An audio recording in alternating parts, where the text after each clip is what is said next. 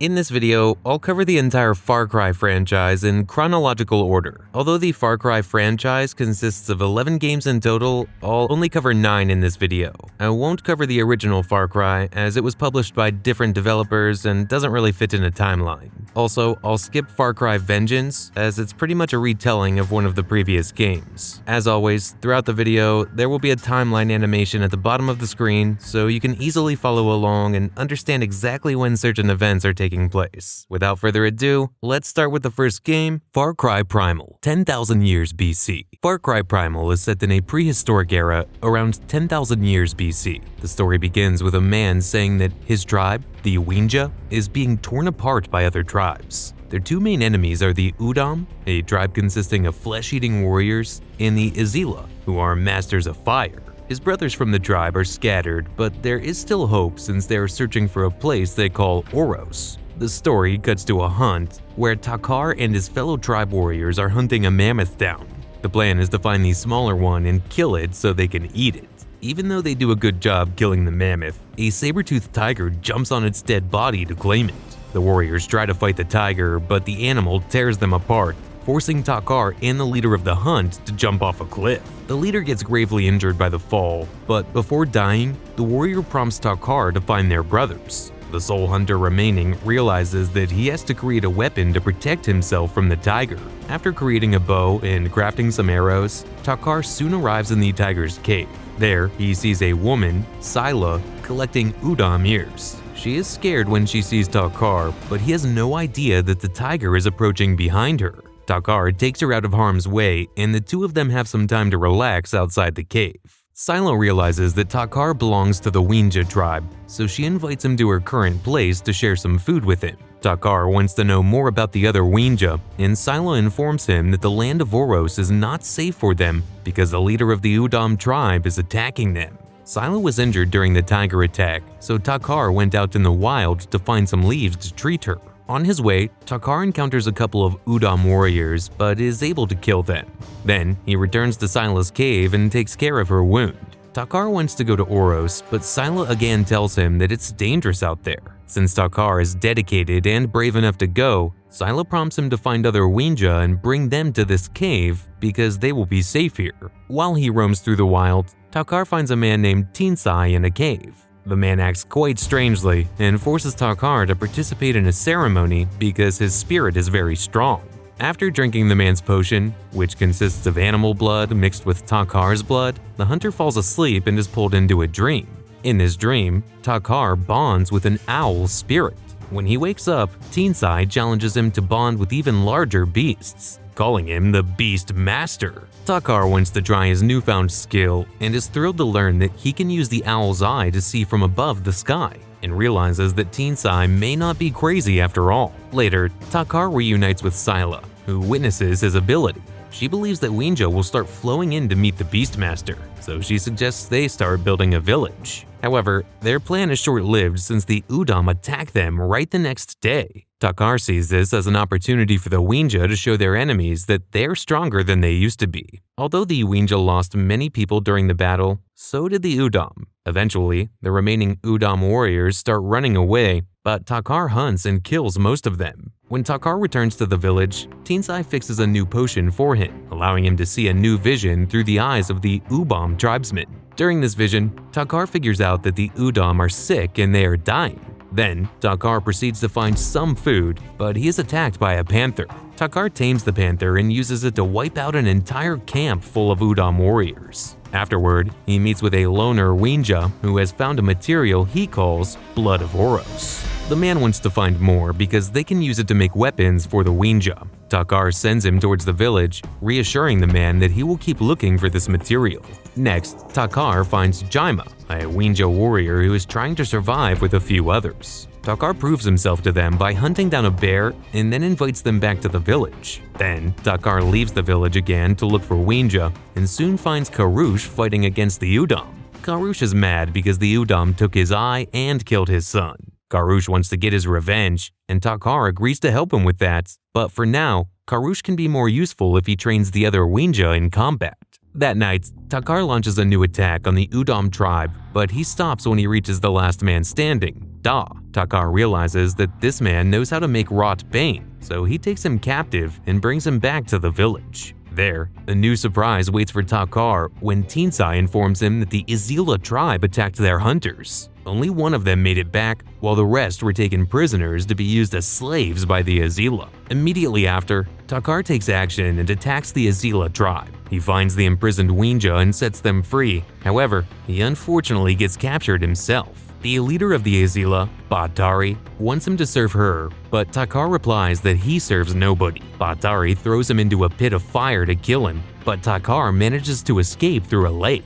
Later, Takar returns to the hunt, but is ambushed and captured by Ol, the leader of the Udom. When he wakes up in his cell, Ol proclaims that he is sick of the skull fire, the disease the Udom tribe is facing. Eating Wenja makes them strong, so Ol will feed Takar to his men. But before that can happen, Takar is able to escape his cage and kill many Udom in the process. However, Ol catches up to him, and they engage in a duel. After exchanging some heavy blows, Takar finally defeats Ol. As he is about to finish him off, Ol asks Takar to take his children to live with the Wenja because the Udom are dying while the Wenja thrives. Takar agrees, and Ol dies. Although this was a great victory for the Wenja, the Izila tribe still remains an active threat. Takar's first step is to steal the Mask of Krati, which makes Batari, the leader of Izila, fearful. But then, Teensai tells him that he's going to need the strength of a large beast if he wants to succeed in this mission. Takar listens to this advice and rides a mammoth into the Izila village. The mammoth helps him break the first line of defense, and Takar soon frees some prisoners. The Wenja prisoners then join him to attack Batari's temple together. Eventually, Takar makes it to the temple, and Batari has no other choice but to attack him head-on.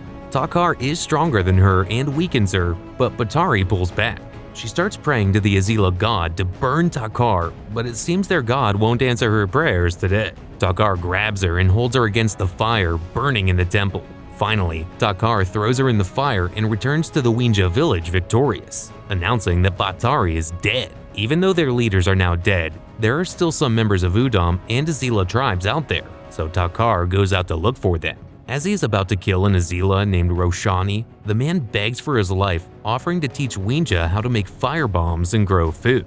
Later, Da wants to speak to Takar and tells him that he's the strongest warrior he has met. Da is suffering, and he knows that Skullfire is going to kill him slowly. He asks Takar to help him and put him out of his misery. Takar agrees and kills him with a dagger. Over the following years, the tribe gradually develops, and the Wenja village becomes a safe place to live in. Far Cry Instincts Predator. Although it was never officially confirmed, Far Cry Instincts Predator most likely takes place somewhere between 2005 and 2006. The story follows Jack Carver, a retired Navy officer who offers his services as a freelance boat captain. Around 2005, he is employed by a reporter named Valerie Cortez to take her to the mysterious island of Jakutan. When they arrive, Valerie wants to go deeper into the island and explore it. However, Jack can't help her with that. Valerie pays him $200 to take his sea bike and visit the island herself. As Valerie leaves, Jack takes a little nap, but he's soon interrupted when two helicopters approach and hover above his boat. Jack tries to tell them that he has a fishing permit, but the pilots are not interested in listening. The helicopters then open fire, completely destroying Jack's boat. Jack jumps in the water to save his life and washes up on the island. There, he realizes that the paramilitary forces present are hostile, so he has to fight against them. After killing a few enemy soldiers, a man contacts him through the radio and tells him to get away from that location because napalm bombs are going to be set off. Jack does as he's instructed and gets to safety. The man on the radio introduces himself as Doyle and asks Jack what he knows about Valerie. Jack replies that he just took Valerie for a ride, but Doyle reveals that she is actually a CIA agent. Doyle instructs Jack to find Valerie and escape the island together with her. Jack starts moving, but finding her isn't going to be easy. Jack also wants to know more information about what all these men are doing here. Although Doyle does not reveal much, he explains that a man named Crow is in charge of the operations going on this island. He warns Jack to stay away from him at all costs. As Jack keeps eliminating more soldiers, he wants to know what's the escape plan. but Doyle asks him not to get ahead of himself since he still has to find Valerie first. Since he's severely outnumbered, Doyle suggests that Jack try and find the armory of the mercenaries. If he destroys their armory, his chances of survival will greatly increase. Soon, Jack finds Valerie escaping from some mercenaries and uses a sniper rifle to assist her. Although he kills many enemies, Colonel Crow appears behind him and hits him with a sedative. When Jack wakes up, he finds himself tied to a chair. Crow connects to Dr. Krieger, who starts giving Jack some backstory. It appears that this island is called Jakutan. The old shamans of the natives who used to live here tried to give their tribe warriors superhuman abilities. Krieger is also trying to do that and considers Jack the perfect test subject. Therefore, he instructs Crow to try the serum he's created on Jack. Crow gives him a shot of the serum and then knocks him out. When Jack wakes up again, he's being transferred in a metal crate.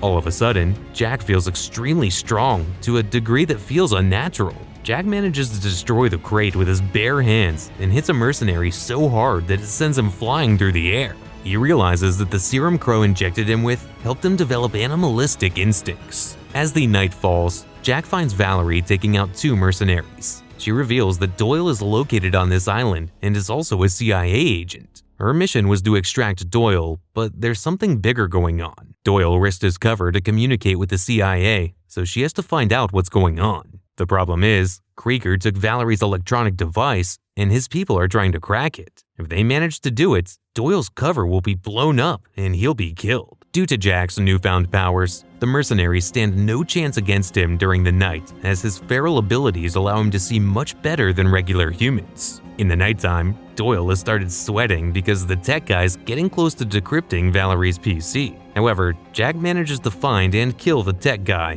buying Doyle some time. Then, Jack tries to find his way out by walking through the mines. He encounters a lot of mercenaries on the way, but that's not his biggest problem. He notices that some peculiar creatures follow him around, and he's eventually forced to deal with them.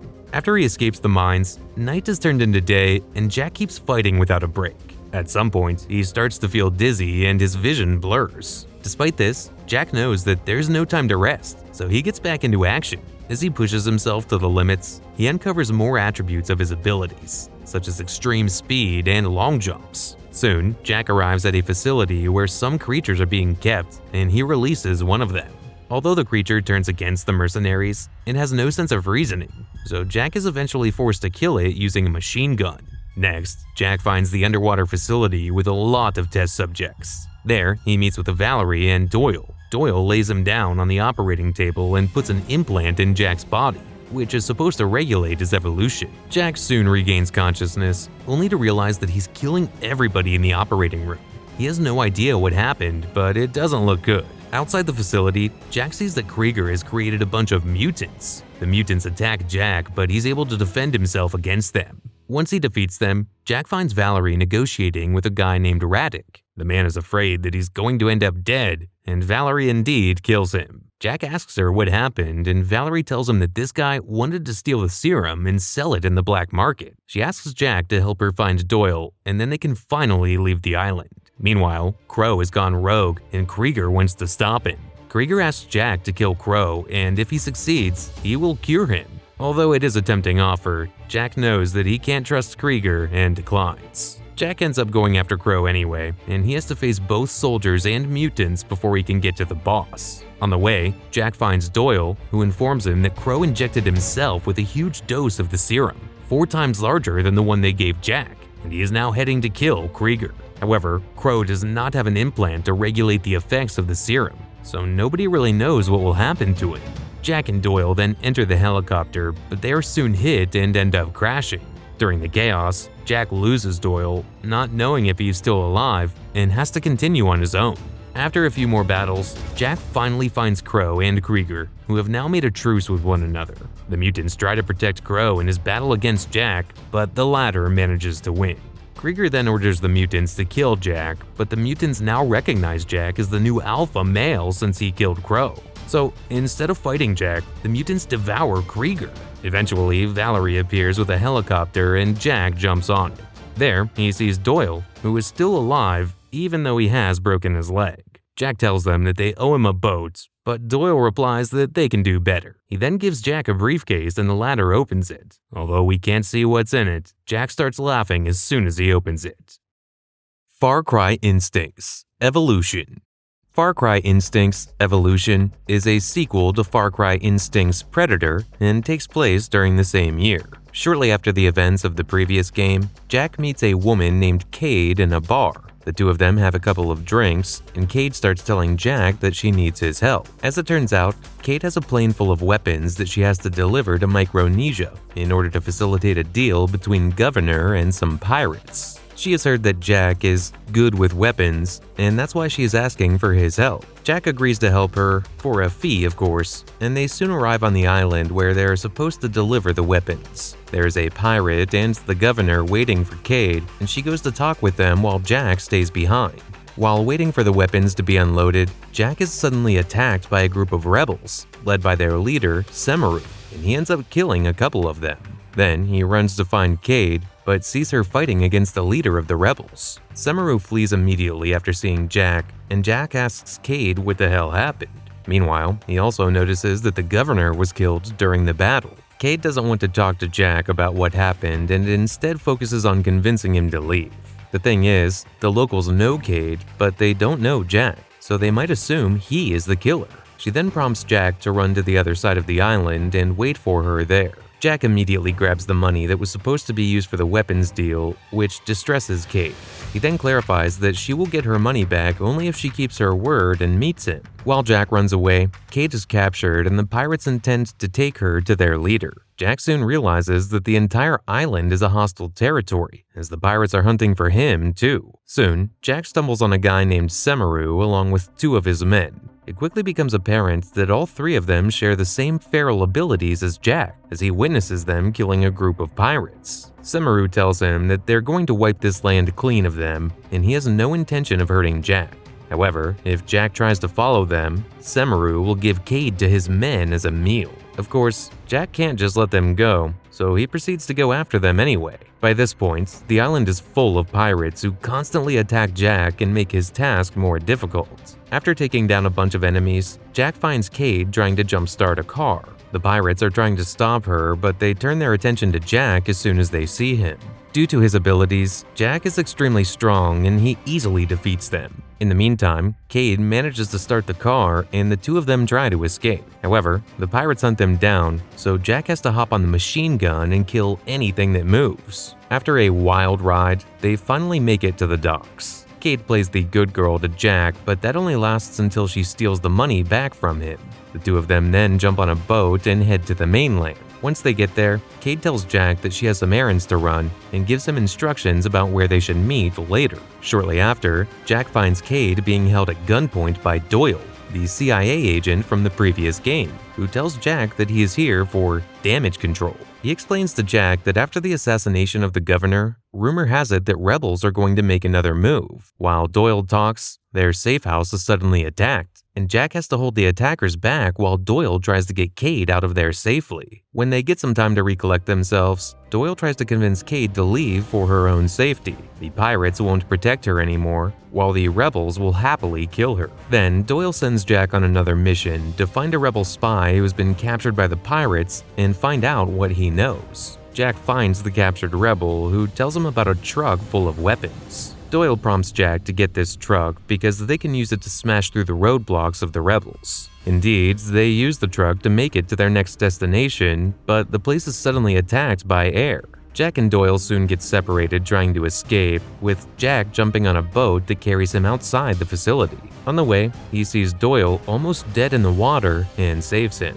Doyle is in a really bad condition, but he still remarks he didn't know Jack cared enough for him to save him. On the other hand, Jack replies that Doyle knows their way out of this place, so that's why he had to save him. After defeating some more pirates, Jack is eventually hit with a dart. He immediately notices that there's something about this dart that doesn't seem right. That's when Semaru appears and tells Jack that without his powers, he's just a fraud. He then runs away while his men attack Jack. Although he is outnumbered, Jack defeats them and gets back on track. At some point, Jack returns to check on Doyle, but the CIA agent is dead. This makes Jack angry, an anger which he uses as fuel to keep fighting. Nonetheless, Semaru manages to sneak on Jack and grabs him by the throat. While holding him above a cliff, Semaru tells him that he does not deserve his powers. He then lets Jack fall, but the latter is able to survive. At this point, Jack is enraged and wants to kill Semaru, and he soon finds him again with Cade. Jack tells Cade to leave and proceeds to attack his opponent. However, Semaru proves to be stronger and even starts messing with Jack, saying that Doyle was screaming his name when he killed him. In the meantime, Cade sneaks behind Jack and stabs him with a poisonous dagger, which causes Jack to gradually lose his powers. As it turns out, Cade actually made a deal with Semaru that he would let her leave if he killed Jack. Despite being severely weakened, Jack still tries to fight using guns instead of powers. By putting his mind and experience to work, he actually manages to weaken Semaru. The leader of the rebels makes one final attempt to attack Jack, but the latter gets a hold of him. Finally, Jack kills Semaru by impaling him with a piece of wood. Seeing Jack approaching, Cade pleads with him to let her live. She justifies her actions by saying that she just wanted to stay alive and had no idea what else to do. Jack hands her all of the money and tells her that there was a time when he probably would have done the same thing. Far Cry 2, 2008. Sometime in the later half of 2008, a mercenary arrives in an unnamed African country. The mercenary is here to kill the guy known as the Jackal, a dangerous arms dealer who supplies weapons to both parties that are tearing the country apart in civil war. A cab driver picks him up and takes him to his hotel in a town called Pala.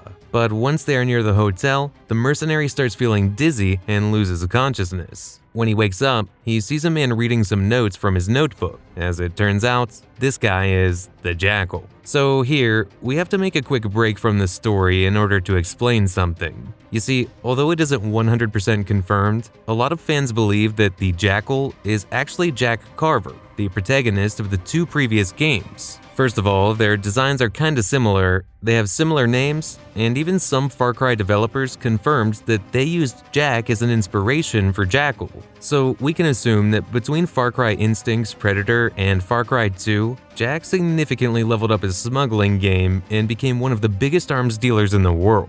Anyways, back to the story. The Jackal laughs at the mercenary because he has malaria, and on top of that, he's probably going to die since battle broke out near the hotel. The Jackal leaves as the mercenary tries to drag himself outside. Even though he makes it out of the hotel, the mercenary soon collapses on the ground. When he wakes up again, another man named Concaris informs him that he's a commander of the UFLL, one of the two groups participating in a war. Concaris sends the mercenary against their enemies, the APR group, to take out some of them. The mercenary arms himself with a pistol and gets to work.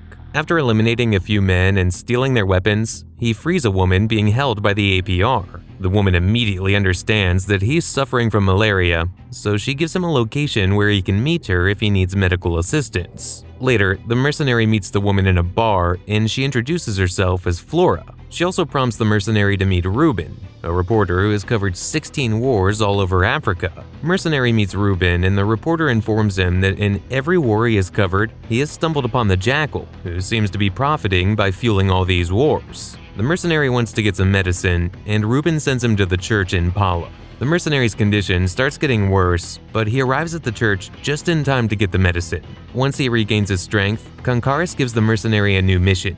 He should find a special forces team working for the APR and destroy their gear. The mercenary finds them, but he is put under heavy fire. He is able to escape temporarily by fixing a jeep and using the machine gun mounted on it to take out a few of his enemies. After a couple more missions, Concaris introduces the mercenary to his boss, Dr. Gakumba. Both men are happy with the freelance services the mercenary is providing because their group is getting stronger.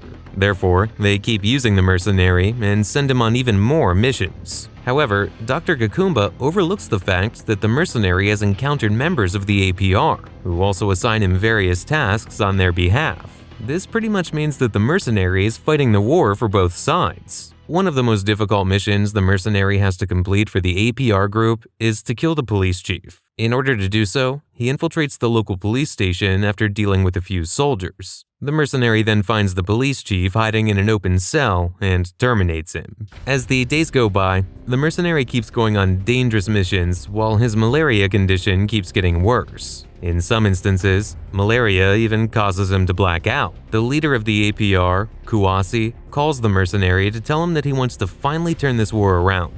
Therefore, he instructs the mercenary to kill Dr. Gakumba. The mercenary accepts this mission and kills him. Then he meets with a reporter again, who has some bad news. As it turns out, he's heard that Kawase has sent his men to find the mercenary and kill him. At the same time, they're also looking for the mercenary's friends to kill them as well. The mercenary gets moving in order to stop Kawase, but a sandstorm and his malaria condition prevent him from doing so. When he wakes up, he sees the Jackal, complimenting him on how tough he is. The Jackal says that this war will never stop because both sides keep wanting more and more and are never satisfied. Soon, some UFLL soldiers arrive in trucks, and Jackal makes his way out before he is seen. The new man in charge of the group asks the mercenary to kill Kawase, probably not knowing that he was the one who killed Gakumba. The mercenary does what he is told and kills Kawase with a sniper rifle. After some more kills around the city, the mercenary is called by the UFLL for another mission. They say that the APR has some kind of lab where they are drying a plant called Artemisia, and with it, they can cure malaria. The leaders want him to find this place and destroy all the medicine the APR is using. Instead, the mercenary does his job once more and destroys their medicine. This move severely weakens the APR, but the UFLL leaders are still not happy. Next, they send the mercenary after a man who used to be a teacher but now makes roadside bombs for the APR. He's an important factor in this war, so the leaders want him dead. The mercenary starts his mission at night, but his malaria condition slows him down. The next morning, he's closer to finding the teacher, but he has to get through the APR soldiers first. By using all the means he has available, the mercenary kills many soldiers until he gets to the teacher. Then he lands a headshot to complete his mission. Later, the UFLL leaders announce they're going to make a truce with the APR. The people of this country have suffered for too long, and it has to end. They send the mercenary to the leaders of the APR with a contract in his hands. They are supposed to sign it and give the mercenary some diamonds as an act of good faith. However, on his way, the mercenary is intercepted by the Jackal, who starts telling him that he's naive for believing that the two groups are going to make peace. All they want is to exploit the people of this country, and their so-called peace is made in order to earn themselves some privacy from the rest of the world. Jackal then says that this country deserves a better fate, and he's going to stop both opposing groups himself. Then, the Jackal knocks the mercenary out. When the mercenary wakes up, he realizes he's been thrown in a cell. Thankfully, he manages to escape and makes his way back to a secure location. Then, the reporter informs him that the opposing groups have joined forces while the Jackal has started a riot against them. Apparently, Jackal has changed his opinion on the war and now wants to stop it and save the citizens. The mercenary then finds Jackal and ends up teaming up with him in order to kill both factions' leaders and steal their diamonds. When the two men meet again, the Jackal outlines his final plan to the mercenary. His goal is to take the citizens across the border and away from the war. However, he knows that the two war groups will try to stop the citizens. So, he planted some dynamite to stop the soldiers first. However, he can only do this if the mercenary agrees to help him. One of them has to short-circuit the dynamite and make sure it explodes, while the other has to bribe the guards at the border so they allow the citizens to pass through. Both tasks lead to certain death, meaning that both Jackal and the mercenary will die in the process. According to a rumor we hear earlier in the game, Jackal actually has brain cancer and only has around 3 months left to live. This may be why he chose to sacrifice himself in order to save the citizens. Considering that the mercenary is suffering from malaria and will most likely die soon, he agrees. At this point in the game, you as the player have to make a choice whether to short-circuit the dynamite or bribe the guards. Regardless of what you choose, the Jackal will do the other task and you will both die. Due to your efforts, around 2 million citizens will safely pass the border and get away from the war. Ruben, the reporter, covers the whole story and tries to publish it via large international media, but he's rejected by all of them. Despite this, he decides to publish the story independently and see if he can make a difference with it, forcing the world to pay attention. Far Cry 3, 2012. In the year 2012, Jason Brody and his group of friends are on vacation on Rook Island near Thailand. They are having a great time, going on lots of adventures, but that only lasts until the group is suddenly captured by pirates. When Jason wakes up, he's in a wooden cell, tied up next to his brother, Grant. The leader of the pirates, Voss, watches their fun moments on Jason's phone and mocks the brothers, saying that their parents will pay good money to get them back. When Voss walks away, Grant manages to free his arms. The brothers then manage to trick the guard into approaching them, and Grant knocks them out. They escape the cell and roam around the pirate camp, but are soon found by Voss. Voss immediately shoots Grant and allows Jason to flee into the woods so they can have some fun with him. To his surprise, Jason manages to kill one of the pirates and runs towards a bridge, but a helicopter opens fire and Jason falls into the river. As he's about to pass out in the water, someone helps him and pulls him out.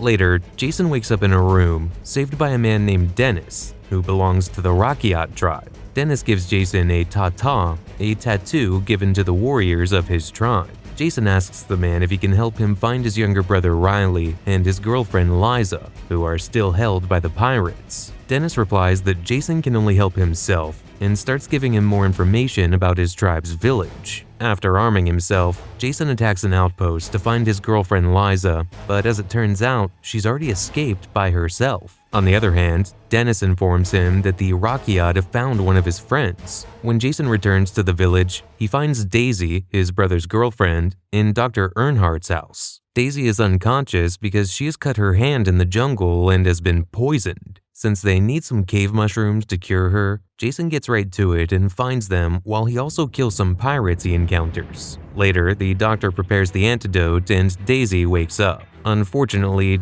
Jason has to tell her the bad news about Grant, but promises her that he's going to find the rest of their friends. Jason sneaks into a big ship that belongs to the pirates so he can listen to the radio inside the ship. By listening to a conversation of Voss with somebody else, he realizes that the pirates will receive the ransom from his friend's parents, but then they will sell them as slaves anyway. Jason returns to the village with the news, and Dennis suggests that it would help them if they could sabotage the weapons of the pirates. Therefore, Jason does exactly that to give the upper hand to the Rakiat. However, in the process, he's ambushed and knocked out. When he wakes up, he's tied to a chair along with Liza and their friend Oliver. Voss wonders who gave Jason his tattoo and asks if it was his sister, Citra, revealing that he is a native Rakiat who turned against them. Voss takes Oliver and sets the room on fire, but Jason manages to untie himself and saves Liza. The two of them reunite with Daisy, who has found a small ship. She started working on it, hoping that she can fix it and get away from this island. Later, Dennis introduces Jason to Citra, Voss's sister, and he asks her for help. She gives him a potion to drink, and Jason falls asleep and starts dreaming. In his dreams, he sees a knife and some new people. Later, he meets one of them in real life, and the man proves to be a CIA agent named Willis. Willis informs him that a man named Hoyt operates on this island. He's Voss's boss who runs a slave ring organization and also grows drugs. Willis and Jason are going to need each other in this fight because it's not going to be easy. Later, Jason starts searching for Oliver and realizes that the pirates are taking him to a helicopter. Jason can't allow that to happen, so he starts killing the pirates off with a sniper rifle, buying Oliver some time to run. Then, Jason takes Oliver to a boat and they fight their way back to the village. After they are back, Liza has a private talk with Jason and tells him that this battle he is fighting is affecting him negatively. On the other hand, Jason feels like he's in control for the first time in his life. In any case, he still has to find Riley and Keith. Soon after, Jason meets a shady guy named Buck, who apparently has Keith. Buck wants Jason to find the dragon knife, a Chinese artifact, for him, and in exchange, he will let Keith go. This becomes a big adventure for Jason as he has to find 2 pieces of a compass first and then use it to find the knife. Eventually, Jason finds it and Buck takes him to Keith. However, Buck is not going to let them leave, and Jason engages in a knife fight with him. In the end, Jason kills him by stabbing him with the dragon knife and leaves with Keith. Unfortunately, Keith informs him that his younger brother, Riley, tried to escape, but he got shot. Once they are back in the village, Liza asks Jason to stay with them since there's nothing for him to do now. However, Jason doesn't view things that way though, and he wants to go back out there and kill everyone. Right next, Jason gives the dragon knife to Citra, who asks him to save some of their captured brothers and sisters from the tribe. Jason proceeds to do it, but he's ambushed by Voss, who shoots him. However, Jason miraculously survives after a bullet hits his lighter. When he returns to the village, Citra takes Jason through an initiation ritual. The following morning, Jason wakes up in a bed with her, and the two of them grow closer together. Afterward, Jason attacks the pirates again and this time finishes the job, killing Voss with a dragon knife. Back in the village, Citra reveals that Hoyt lured Voss away from her by offering him drugs and money. Jason promises her that he's going to kill Hoyt for what he did to all of them. Furthermore, Jason also informs her that his friends will use a boat to leave the island, but as for him, he will stay here with her. After greeting his friends goodbye, Jason meets Willis, who flies him over to Hoyt's island. Upon arrival, Jason joins a poker game in order to find the guy called Sam who is supposed to help him. After a quick talk with Sam, Jason decides to dress like one of Hoyt's soldiers in order to get close to him. This is successful, and Jason soon earns Hoyt's trust by handing him a fake list of traitors within his organization. He also reunites with his younger brother, Riley, who's imprisoned by Hoyt. Eventually, Hoyt invites Jason and Sam to a poker game and reveals that he knows who Jason really is. He then kills Sam and threatens Jason, saying he'll cut off a finger each time Jason loses a poker hand. After losing his first finger, the scene turns into something like a vision for Jason, and he kills Hoyt in this dreamlike scenario. When he comes back to his senses, he sees that he's killed everyone in the room. Then, Jason heads towards his brother's location and kills everyone else who stands in his way. He manages to save his brother and soon returns to the village. However, something is not right. They arrive in the village only to find Dr. Earnhardt moments before dying. The doctor informs Jason that all of his friends have been taken to the temple. Jason runs to the temple, but Citra blows some form of dust on his face, and the warrior experiences yet another vision. In this one, he sees Liza as a monster, while Citra begs him to stay because she loves him. Both she and the island belong to him. When Jason wakes up from the dream, he realizes that he's holding a knife to Liza's throat. At that point, you as the player are given a choice to either join Citra or save your friends and travel back home. If you choose to save your friends, Dennis will get mad at you for rejecting Citra and try to kill you. However, Citra will sacrifice herself to save you, begging you to stay with her. On the other hand, if you choose to join Citra, Jason will kill Liza by cutting her throat.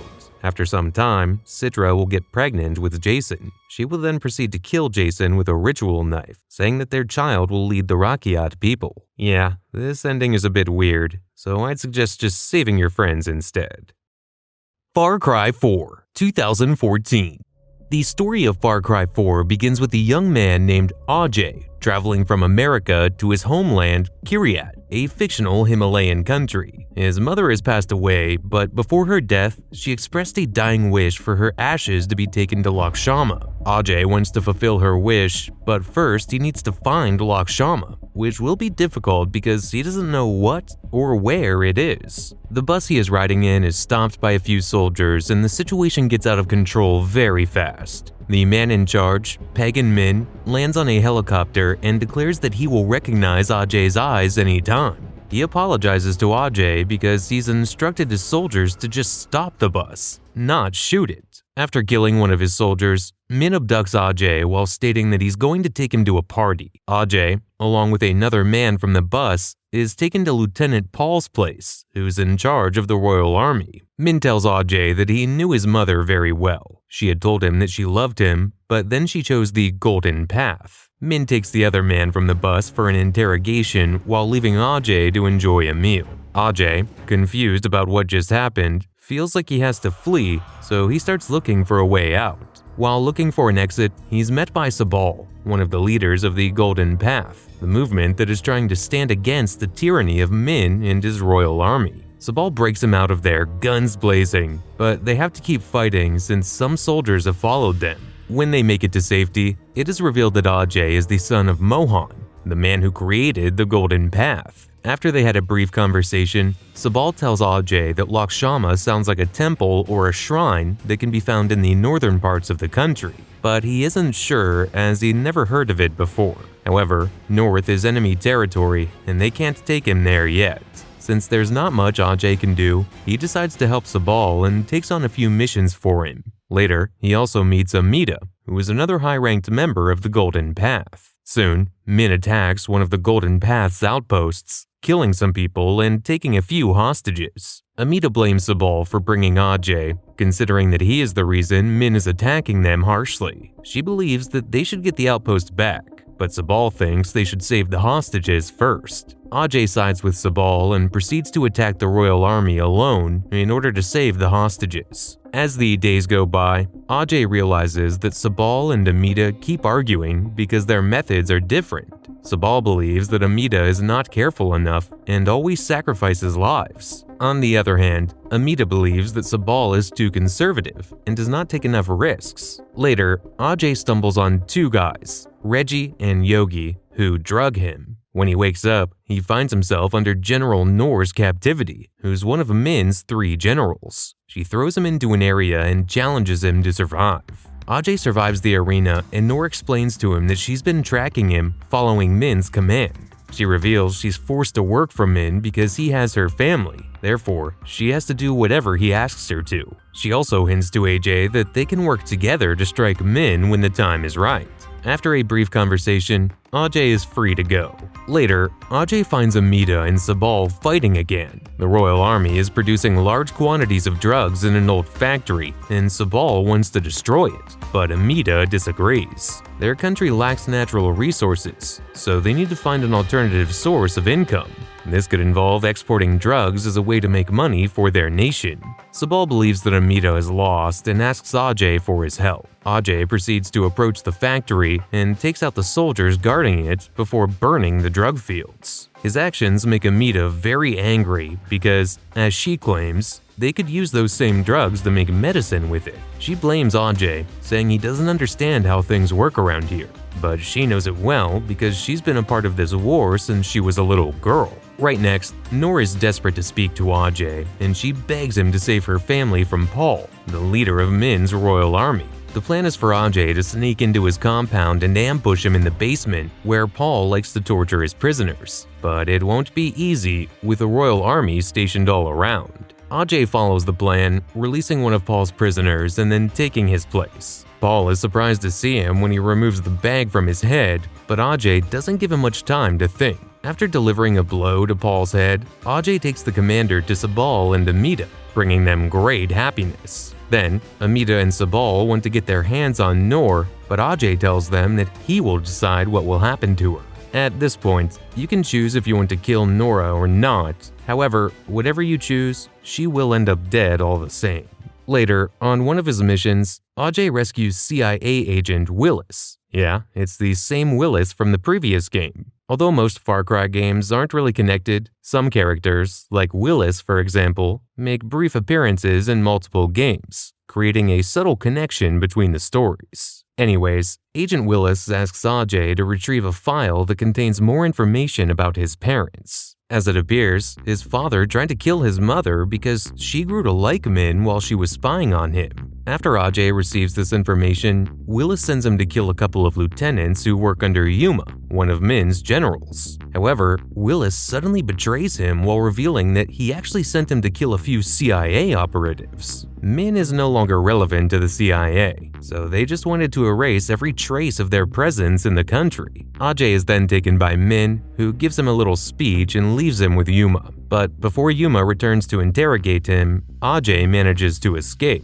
Gradually, the Golden Path takes the fight toward the north so they can gain some ground against Min. After winning some battles, Ajay meets with a group of rebels in a northern town, but they have to hide in the basement of the house when they hear Min approaching. Min interrogates the owners of the house and ends up killing them, despite having no reason to believe that they're actually hiding the rebels. Then, Min appears on television and gives a speech that almost invites the Golden Path to attack him. Min talks about Yuma's fierce determination to protect him, but in doing so, he reveals her location at the mines. Therefore, Amita and Sabal send Ajay to attack the mines. There, Yuma blows a hallucinogenic dust in his face, causing him to experience several visions. Ajay fights for his life through his dreams, but when he wakes up, he sees that he's already killed Yuma. Later on, after Ajay returns, the Golden Path is divided into two when Amita expresses her desire to destroy the Temple of Jalendu.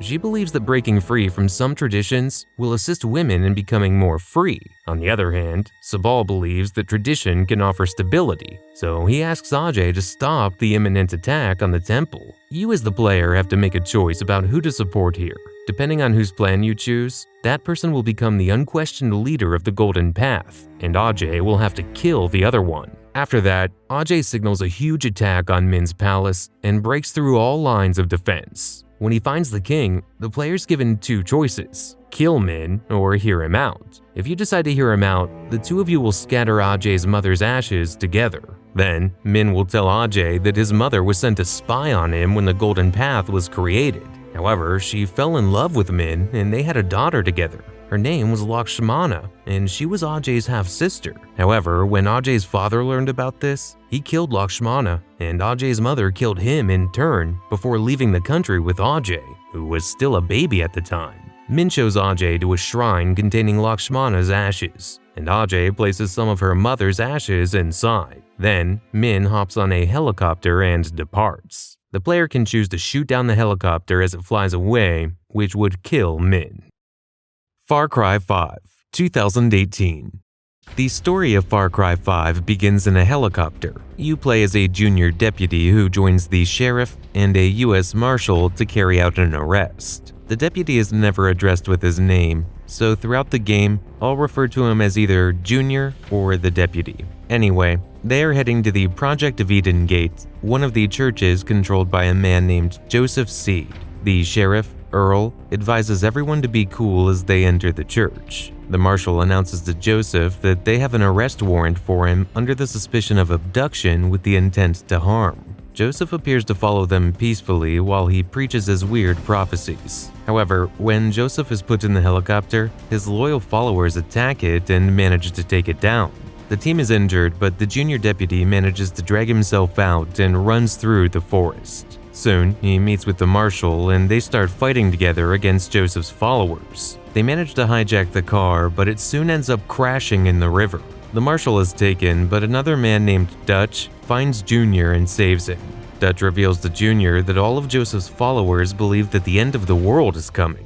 He also explains that Junior's friends have been distributed and are being held by Joseph's siblings. The deputy decides to fight back and starts by attacking an outpost taken by Joseph's cult. Although he clears it, he then sees a broadcast of John, Joseph's brother, who has captured his partner, Deputy Hudson. John delivers a speech saying that the sinners need to be offered atonement, but what that really means is that they're going to be killed. Before searching for Hudson, Junior also meets a pastor and a bartender, Mary May.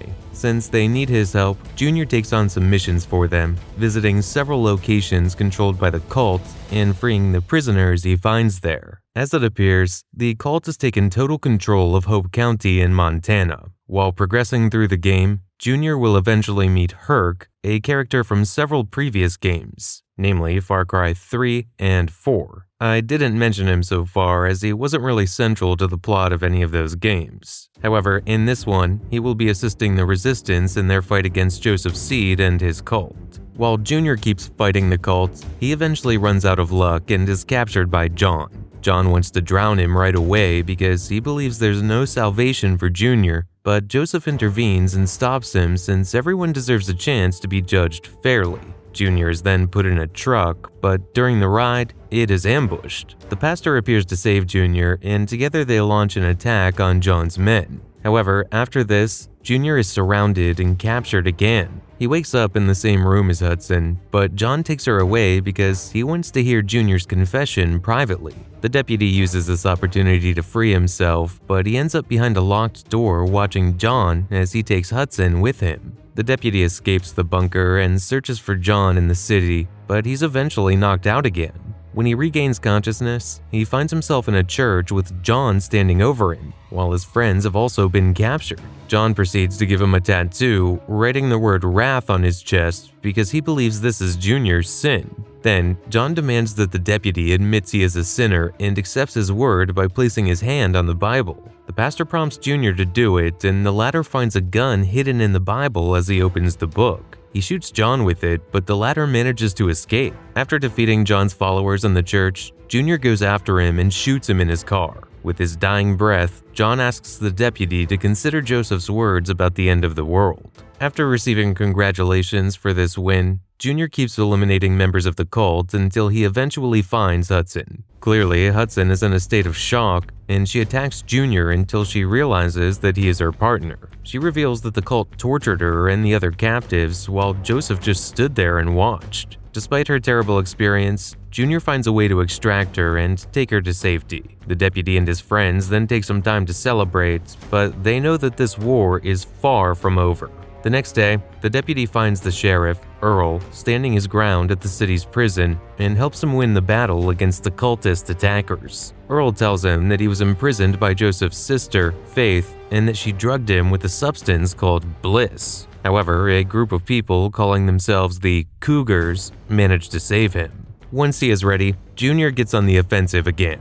This time, he chooses to attack a symbolic location. Joseph's raised a big statue of himself in Hope County, and Deputy decides to destroy it with a rocket launcher. Right next, Junior hurts the cult even more when he burns some plantations used to produce bliss. Eventually, Deputy finds Faith, but before he can kill her, she infects him with bliss. Due to the effects of the drug, the lines between reality and fantasy are blurred as the deputy has to fight Faith and the people guarding her. In his mind, Faith flies like an angel. However, after some time, he manages to injure her for real. As she is about to die, Faith tells him that Joseph is only trying to save them, but in the end, Deputy will be the one to make the final decision. In his attempt to find Joseph, the deputy is captured by Joseph's older brother, Jacob. The deputy is put into a room with a few other men, and all of them are forced to watch some footage repeatedly while a specific melody plays over the footage. This way, Jacob conditions their minds and eventually hypnotizes them to make them follow his commands. When Jacob leaves the room, Junior breaks himself free, but he has to face the other prisoners, who attack him because they've been programmed to protect the cult. Junior is weak and soon collapses, but he's found by another group that fights against Joseph's cult, called the Whitetails. The group needs the deputy's help, and they start sending him on their own set of missions. Junior goes back to save a young man from Jacob, but he's captured yet again because he fades out when he hears the song Only You playing. However, one of his fellow deputies, who now works for Jacob, breaks him out of his cage while speaking some nonsense. Sirens start sounding and the other deputy leaves, allowing Junior to escape. Despite this, his escape is short-lived since the song plays again and the deputy is captured once more. Jacob plays with his mind in order to use him for his own purposes and instructs him to carry out a killing spree. When the deputy wakes up, he realizes he's killed the leader of the Whitetail group, the man who saved him from Jacob the first time he was imprisoned. That makes the deputy furious, and he decides to go back, track down Jacob, and kill him. This time, he acts faster and shoots Jacob before he can play the song. As the war against the cult rages, Joseph has a final meeting with Junior, giving the player two choices. Junior can either take his captured friends and leave peacefully, or fight Joseph. If the player chooses to fight, he will eventually capture Joseph, but a nuclear war will start around the world, meaning that Joseph's prophecy about the end of the world was right. Afterward, all the characters get in a car to drive to a bunker, but the car crashes. Joseph manages to free himself and drag the deputy to a bunker. Since the deputy has killed Joseph's entire family, Joseph says that the two of them will be a family now. He also says that they will step into the light when the world is ready to be reborn. On the other hand, if the player chooses to leave peacefully, Junior and his friends get in a car, and the game cuts to when Only You starts playing on the radio, implying that the deputy can still be hypnotized. From this point on, the Far Cry timeline splits in two, a time where the nuclear war happened and a timeline where it didn't. Far Cry 6, 2021. The story of Far Cry 6 takes place in the timeline where the deputy chose to walk away from Joseph's seed, therefore preventing the nuclear war. In 2021, in the fictional country called Yara, a man named Anton has risen to power. He creates a random draft to choose citizens so they can work the fields to produce Viviro, the country's signature tobacco. The special thing about this tobacco is that it can potentially be used to cure cancer. Working on Viviro fields is unhealthy since the fertilizers used on it make people sick. In the meantime, Danny and his friends Lita and Alejo are thinking of leaving the country by sea. However, an encounter with the military leads to Alejo getting shot in the head, so Danny and Lita have to mount the boat without him. Unfortunately, Anton stops the boat because, as it turns out, his own son, Diego, is also on it. The boy asks his father to let the other citizens live, but Anton orders his men to open fire. Danny and Lita manage to escape the boat and they wash on the shore. Lita is wounded and prompts Danny to get her phone because she has some information he can use. She then asks Danny to find Clara, the leader of the Libertad revolutionary movement, and join the cause to help their nation fight against tyranny. Soon, Danny finds Clara's group, but he doesn't think much of them since they're just a few people. Danny's goal is to just leave the country, but Clara clarifies that Libertad is not a charity. She will allow Danny to stay here, and she will even get him a boat if he wants to leave, but first, he has to help Libertad in exchange. The next morning, Clara sends Danny to find a man named Juan and bring him back to the camp. After that, Danny gets set up with gear in order to start some new missions. Considering that the group is small, they specialize in guerrilla tactics, which means they do not attack head-on. Instead, they perform minor, calculated attacks to weaken the enemy little by little. Danny's first mission is to steal some uranium and bring it back to Libertad. He does this and brings the uranium back to Juan, who uses it to create a mini rocket launcher. Next, Danny is sent to meet another resistance group, La Moral, consisting of university students. The leader of this group is Yelena, who expresses that she's not going to work with Clara because she doesn't like her ideology. According to her, Clara is just a female version of Anton. In any case, Danny decides to help Yelena when she says that Admiral Benitez is giving her group a tough time. Danny saves a couple of Yelena's friends and they return to their base, only to find Yelena giving a speech to the group. Since some of the students want to quit, Yelena reminds them why they should keep fighting.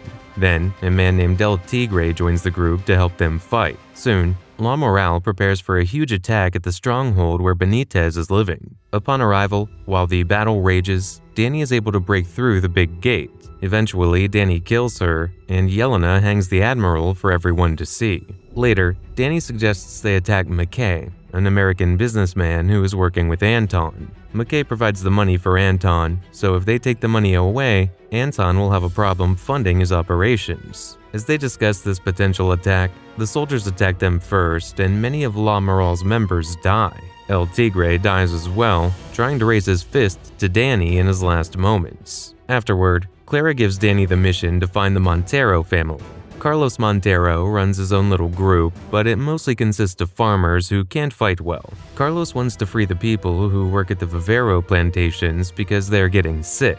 As a gesture of goodwill, Danny sets up an operation with Carlos, and they free some of Carlos's old friends together. Danny is ruthless when he fights, a fact that earns Carlos's respect. Then, Danny joins Carlos's daughter, Espada Montero, to watch over Jose Castillo, Anton's nephew who is also a general. However, it is revealed that Espada is doing this because she wants to get to her brother Alejandro, who is a scientist working for Anton. The problem is that Alejandro likes Anton's ways and he doesn't want to return to his family. When Danny and Espada go back to Carlos, he informs them that his people have been taken and they're going to be executed publicly. However, the group sets up an operation to save them. To their surprise, Carlos and Espada see that Alejandro is about to be executed as well. Danny tries killing Jose, but the rifle jams. Then Carlos takes matters into his own hands and saves his son, but soon realizes that there's a bomb attached to his wrist. Carlos manages to remove the bomb just in time, sacrificing himself for his son. Meanwhile, Anton is teaching his son Diego how to shoot when Jose crashes the party. Jose constantly seeks praise from Anton, so he tells him what he just did and also grabs the shotgun to kill Diego's last bird. Anton is not happy about his attitude and forces him to run while telling Diego to try to shoot him. Diego takes the shot and gets Jose, who continues to run out of pain. Back in the camp, Espada realizes that Alejandro has fled from Anton because he's treated by everyone like a traitor. Clara pays Espada a visit to tell her that they have to unite forces or else they're not going to win. Her father, Carlos, was stubborn, but they can work together to create a better future for the entire country. Espada needs some convincing, but she finally agrees and they drink on it. In the meantime, Danny also tries to convince another group to join Libertad, Maximus Matanzas. The Maximus do not like the suggestion, but when Danny saves their lives during a mission, Talia, the leader of the group, changes her mind. Now that more forces have united under Libertad, the group keeps going after Anton. They kill Dr. Reyes, a scientist who's been developing the Vivero, and they steal some big amounts of it. Right next, Danny goes after McKay. The businessman is not ready to die, so he offers a big pile of cash to Libertad if they let him live. However, Danny does not care about the money and kills him. After this big win, La Moral and the Legends also join Libertad. Soon, Clara receives intel that Anton is going to give his annual independence speech at the Paraiso Hotel, so she sends Danny to assassinate him. However, Danny only finds Diego there, and the two of them have a quick chat. Since a few soldiers are coming, Diego provides safe passage for Danny to escape, telling him that his father is sick and that's why he's not there. In the following days, Anton asks Clara to meet, but he ends up abducting her. Later, Danny finds her sitting with Anton, who reveals that he is sick with leukemia and is going to die soon. He will let Clara live if Danny agrees to become his general. However, suddenly, Juan tries to kill Diego with a sniper rifle, but Danny saves him while Anton kills Clara in retaliation. Chaos ensues, but Anton flees with his son. After burying Clara, Danny becomes the leader of Libertad and leads the United Resistance Group in a massive attack on the capital. Soon, he gets in a room with Diego and Anton. Anton recalls how, when he was Diego's age, the guerrillas killed his father and tortured him, so he asks Danny to promise that nothing will happen to Diego after his death. Danny promises, but Anton doesn't trust him, so he kills both Diego and himself. Despite Danny's efforts to save Diego, there's nothing he can do as the boy tells him that it's okay. When the others storm in, they tell Danny that he's the only person they all trust to lead the country now. However, Danny tells them that he's not a politician and asks them not to mess things up from here. Far Cry New Dawn 2035. Contrary to Far Cry 6, Far Cry New Dawn takes place in a timeline where nuclear war happened following the events of Far Cry 5. The story begins 17 years after Far Cry 5 in the year 2035. It follows the survivors of Hope County, Montana, as they navigate a post-apocalyptic world. The story begins with a narration from a woman named Carmina. After the nuclear war broke out, people took shelter underground, and they were forced to live there for several years since there was nothing they could return to. Carmina was born on the day of the first nuclear attack, and she saw the sun for the first time when she was 6. Once the people returned to the surface, they started rebuilding communities. Although the progress was slow, the world above the ground was beautiful, and Carmina was more than happy to be a part of it. But things started going sideways when a group called Highwaysmen attacked Carmina's community.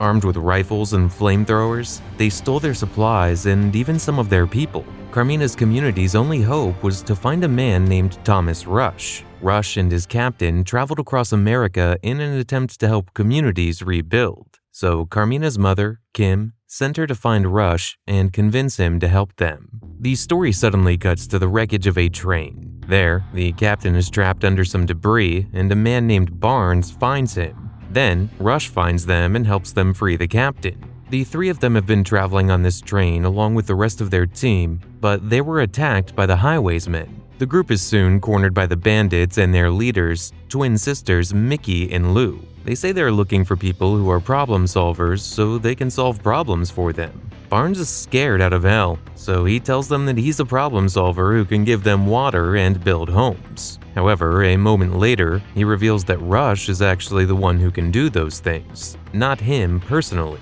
The sisters want Rush to go with them, but the latter refuses to do so. In order to show Rush they're not messing around, Lou jumps on Barnes and immediately kills him. Rush then agrees to go with them, but before doing so, he pushes the captain into the river so he can save himself. Soon, the captain's found by Carmina, who recognizes him from the train as the captain of security. Carmina suggests they go back to her community, which is called Prosperity, and find her mother to ask for advice. As they travel back on foot, they have to be very careful since some bandits are still around. Nevertheless, the two of them make it back to Hope County, where Kim tells them that their best chance for now is to build their community in a way that will show the bandits they're not easy targets. To do that, though, they will need people and materials. The captain soon manages to find Rush and bring him back to Prosperity. Kim takes care of him while Rush proclaims that it's going to be hard to build a community without his men, since he had many specialists and experts. Their best chance now is to find new people so Rush can train them and hopefully create a new line of experts. During the following days, the captain spends his time finding people and bringing them back to Prosperity.